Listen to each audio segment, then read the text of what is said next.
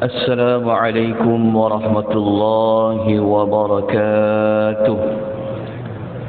الحمد لله الذي بنعمته تتم الصالحات، والصلاة والسلام على رسول الله وعلى آله وصحبه ومن والاه، أما بعد. Muslimin dan muslimat rahimani wa rahimakumullah.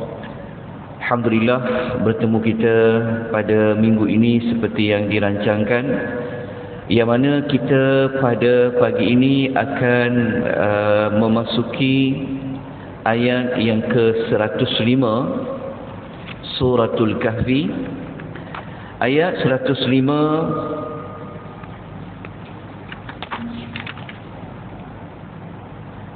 berada pada muka surat yang ke-95 bagi nota bercetak. Kita bacakan ayat 105, kemudian kita akan sambung ayat yang ke-106. Jika ada waktu lagi, kita akan masuk kepada ayat yang ke-107. A'udzu billahi minasy syaithanir rajim.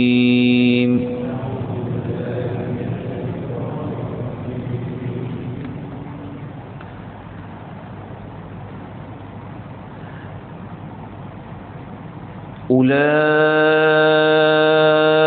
الذين كفروا بآيات ربهم ولقائه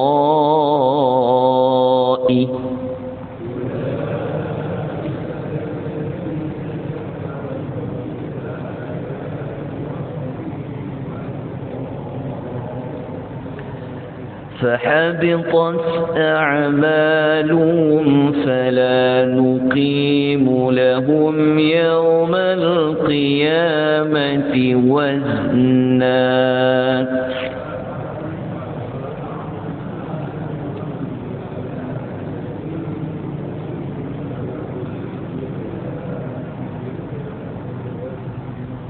Ayat berikutnya, ذلك جزاؤهم جهنم بما كفروا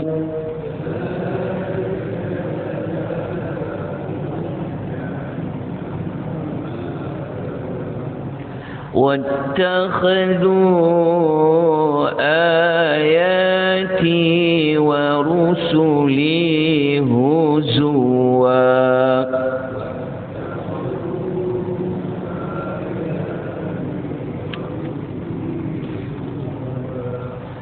Kita kembali kepada ayat yang ke-105. Ayat 105 ni kita mesti memahaminya dengan kita merujuk kepada ayat-ayat yang sebelum ini. Yang mana kalau kita masih ingat, yang ayat-ayat sebelum ini seperti mana ayat yang bermula daripada ayat 103, Allah memberitahu kepada kita bahawasanya ada di kalangan manusia ini, dia merupakan orang yang paling rugi dalam dia beramal. Kenapa dia orang yang paling rugi dalam beramal? Ayat yang berikutnya kita belajar sebelum ini, kerana mereka buat amal adalah amal-amal yang tidak selari dengan apa yang Allah kehendaki, seperti ajaran-ajaran sesat, seperti mereka-mereka yang telah mensyirikkan Allah. Mereka ini kenapa dikatakan rugi? Kerana pada sangkaan mereka bahawa amalan yang mereka buat itu benar, amalan yang mereka buat itu betul, tetapi sebenarnya tidaklah benar. Akibat daripada itu, kita belajar pada ayat yang selepasnya, Allah memberitahu bahawa mereka ini telah mengambil makhluk-makhluk Allah Subhanahu wa ta'ala dijadikan sebagai pelindung. Allah kata tak ada faedah langsung mereka mengambil pelindung selain daripada Allah Subhanahu wa ta'ala. Dan ayat 105 ini Allah membuatkan kesimpulannya, mereka ini sebenarnya ada dua perkara. Ada dua perkara besar yang telah menyebabkan amal mereka itu sia-sia. Dan apabila mereka buat dua perkara ni, maka nak tahu sia-sia amalan mereka, maka amalan mereka itu nanti akan ditimbang. Jadi kalau kita baca ayat itu terjemahannya merekalah.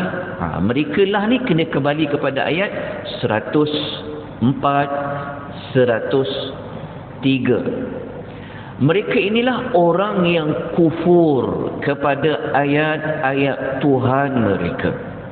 Dan mereka juga kufur terhadap pertemuan dengan Tuhannya. Maknanya, yang pertama mereka menolak wahyu Al-Quran. Yang kedua, mereka tak percaya tentang hari akan ada satu hari bertemunya mereka dengan Allah Azza wa Jalla, dia panggil hari akhirat. Oleh sebab itu, kata Allah, gugurlah amalan mereka. Kenapa gugur amalan mereka?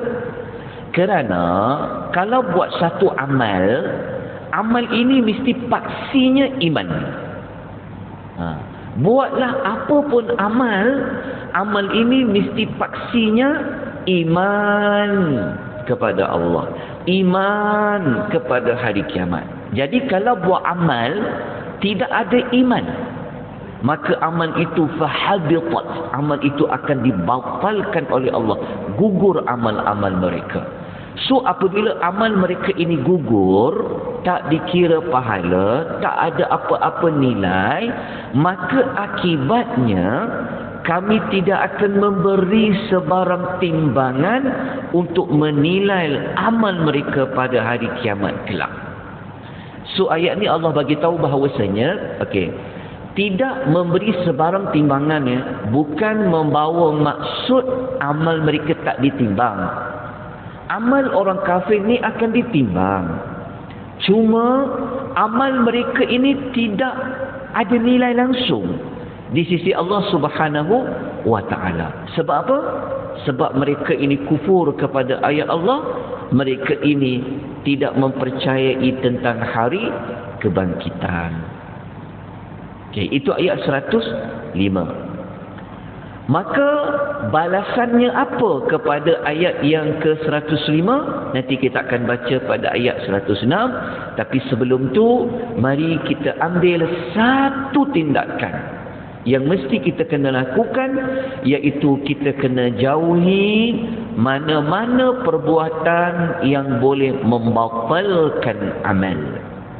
Membatalkan amal ni maknanya perbuatan yang boleh menggugurkan pahala. Kita jangan pandang ayat 105 ni hanya terpakai kepada orang kafir saja. Tidak. Tetapi ayat itu juga memberikan peringatan kepada kita bahawasanya kita ini pun sebenarnya ada buat amal walaupun kita tak kafir. Tetapi amal kita juga boleh Allah batalkan. Solat kita Allah boleh tolak. Puasa kita Allah boleh tolak. Bacaan Al-Quran kita Allah boleh tolak. Kerana ada amal-amal perbuatan menyebabkan ditolak. Contohnya yang paling utama, kalau syirik. Syirik ni buatlah amal berpuluh tahun pun, tapi kalau mati dalam kesyirikan, habis amal tu dibuang semua. Itu bahaya. Hati-hati dengan kesyirikan. Begitu juga dengan amal riya. Kalau kita riya, amal kita itu juga akan ditolak oleh Allah. Justru itu tuan-tuan dan puan-puan ya, kita jangan hanya tahu buat amal, nak pahala, tiba-tiba kita tidak belajar bahawa ada di sana perkataan kita, perbuatan kita yang menyebabkan amal kita buat Allah Ta'ala tolak. Kalau kita baca dalam cerita lain, dalam bab lain, contohnya kita pergi jumpa bomo-bomo, dukun-dukun. Hadis sahih riwayat Muslim mengatakan amal sembahyangnya itu tidak diterima oleh Allah 40 hari contohnya. Disebabkan apa? Hanya kerana dia percaya kepada benda-benda yang salah. Ada banyak hadis-hadis. Jadi justru itu kita kena jauhi mana-mana perbuatan yang boleh membatalkan amal. So kalau pahala dah tak ada, nanti dalam timbang amal, macam mana amal baik kita nak berat? Kalau amal-amal baik kita sudah ditolak oleh Allah Azza wa Jalla, seperti mana orang-orang yang kafir. Jadi kita lihat ayat 106 ni, apa balasan yang patut diberikan kepada mereka. Dalam masa yang sama, Allah terangkan lagi sebenarnya mereka ni sebenarnya buat apa. Okey, kita baca ayat nombor 106. Jadi ayat nombor 106 ni dia punya perkaitan dia adalah balasan. Dia punya fokus tentang balasan. Lepas tu Allah terangkan lagi apa yang mereka dah buat. Okey, kita dah baca tadi ayat nombor 106. Okey, dia begini. Kalau kita baca ayat ni kan, Allah kata mereka yang bersifat sedemikian. Sifat apa? Ambil balik ayat 105. Sebab itu kalau nak faham satu ayat, kena kembali melihat ayat yang sebelum dia. Okay. Ayat tu Allah kata mereka yang bersifat sedemikian. Demikianlah kata Allah. Balasannya adalah Jahannam. Jahannam adalah salah satu nama daripada nama-nama neraka. Lepas tu Allah terangkan kenapa mereka dapat Jahannam. Okay, cuba tuan-tuan lihat perkataan bima. Bima. Huruf ba jika dibariskan di bawah bima, ba di bawah bi tu merujuk kepada bab, dia panggil huruf ba sebab. Dia panggil ba sebab. Okey, dalam Quran huruf ba dia ada banyak makna. Kalau kita baca bismillah, ba di bawah bi lain maknanya dekat bismillah. Kalau ba di bawah bi pada bismillah dia membawa maksud huruf ba yang berfungsi minta tolong. Tapi kalau bima dekat sini, ba di bawah bi membawa maksud ba yang menunjukkan sebab. Sebab itu diterjemahkan disebabkan. Mereka kafaru, mereka telah kafir.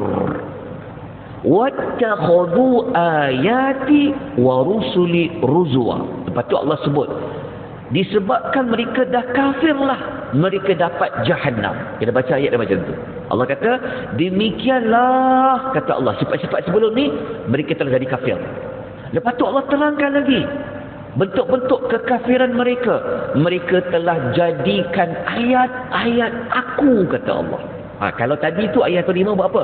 Mereka tak percaya kepada ayat-ayat Allah, mereka kufur, mereka tolak. Wahyu ni tak betul ni. Ini bukan Quran ni. Ini Muhammad reka lah macam-macam. Bukan sekadar mereka tolak, mereka jadikan ayat-ayat Allah tu sebagai apa? Huzwa, sebagai ejek-ejek. Bahkan mereka juga telah mempersenda, mempertikai, mengejek-ngejek Rasulku kata Allah. Jadi ada dua. Dia sebenarnya yang umum mereka telah kafir. Tapi kenapa mereka telah kafir? Mereka telah jadikan ayat-ayat Allah tu main-main. Mereka telah jadikan Rasul itu juga sebagai mainan. Okey. Cuba tuan-tuan tengok dekat ayat warusuli.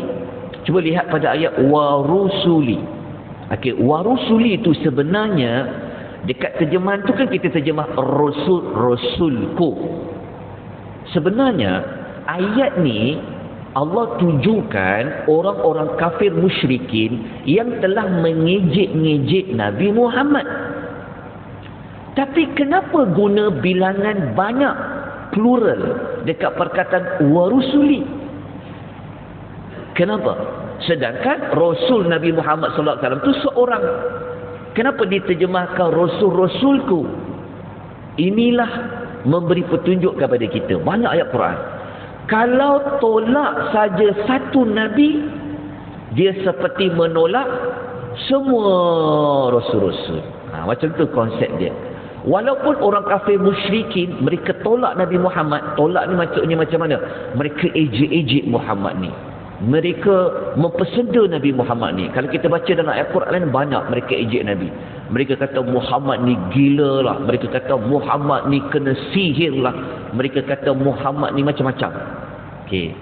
Kenapa digunakan rasul-rasulku? Kerana kalau mereka mempesenda seorang rasul, walaupun Nabi Muhammad SAW, mereka seperti mempesenda rasul-rasul yang lain. Sebab itu kalimah itu digunakan dalam bentuk plural wa rusuli.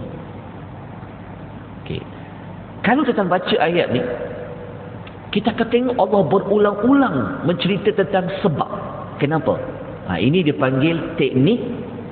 Kalau kita jumpa dalam Quran, kalau Allah sebut tentang neraka kan, Allah sebut tentang neraka, selalunya Allah akan terangkan sebab apa mereka masuk neraka. Allah akan terangkan.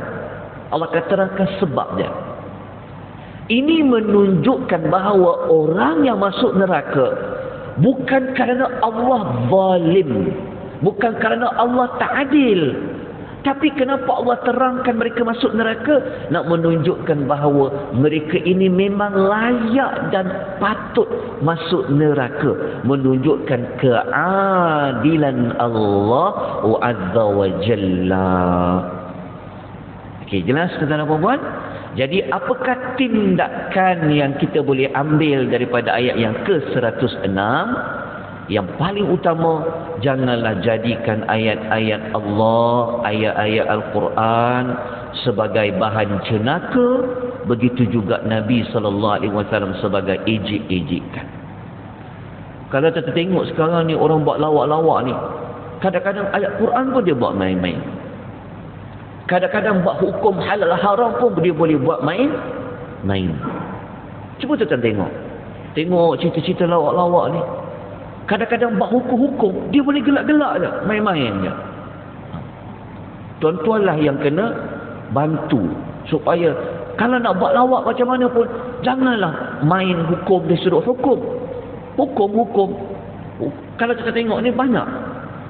Hukum pasal dia buat lawak hukum, soalannya macam puasa ni main-main, sembahyang ni main-main.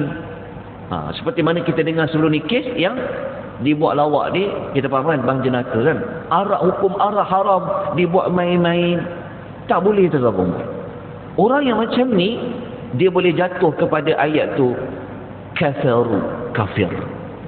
Jangan main-main. Mungkin dalam IC-nya dia Islam, dia buat lawak-lawak, dia ingat alah lawak je. No, dalam agama bab hukum-hukum, bab ayat-ayat Allah, bab hadis-hadis Nabi, sunnah Nabi, jangan dibuat main-main, kerana dia boleh jatuh kepada kafir. Itu pengajaran yang sangat besar. Jadi kita akan masuk kepada ayat 107. Ayat 107 ni Allah Ta'ala dah tak cerita dah tentang orang kafir tadi. Cukuplah Allah cerita ayat 103, 104, 105, 106. Maka sekarang Allah nak bawa kita kembali, Allah nak bawa kita semula kepada golongan yang kedua, iaitu golongan orang yang beriman. Inilah kaedah dalam Quran.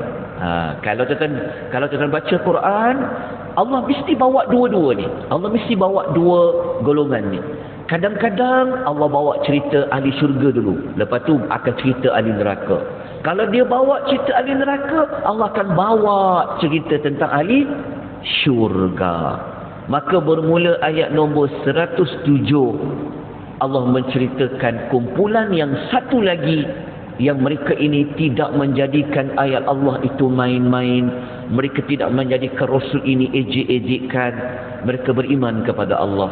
Maka apa balasan untuk mereka? Kita baca ayat dia untuk pengisian kita yang akhir pada pagi ini. A'udzubillahi minasyaitonirrajim. Innal ladzina amanu wa 'amilus shalihat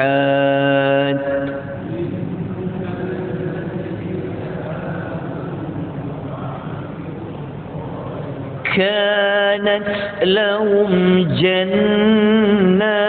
الفردوس نزلا.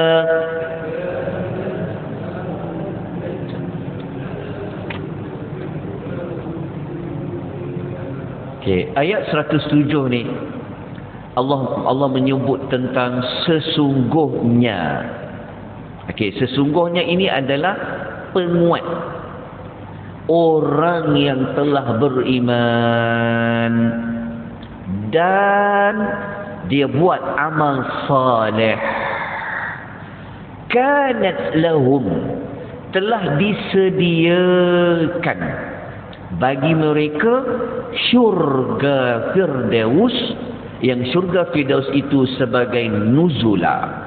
Nuzula salah satu maksudnya adalah duyufur rahman, tetamu Allah. Jadi kita akan belajar nanti pada hari yang berikutnya perincian bagi ayat yang ke-107. Jadi kita tak sempat untuk memberikan ulasan pendek pada ayat 107. InsyaAllah kita akan sambung pada hari yang berikutnya. Moga-moga Allah memberikan kita banyak kebaikan. Semoga kita dapat sama-sama mengamalkan apakah yang telah kita pelajari pada pagi ini, tindakan yang perlu kita lakukan. Kita sampaikan kepada siapa-siapa yang tidak hadir dan sebagainya. Kita sudahi dengan tasbih kafarah. Subhanakallahumma wa bihamdika asyhadu an la ilaha illa anta astaghfiruka wa atubu ilaik. Wabillahi taufiq wal hidayah. Wassalamu alaikum warahmatullahi wabarakatuh.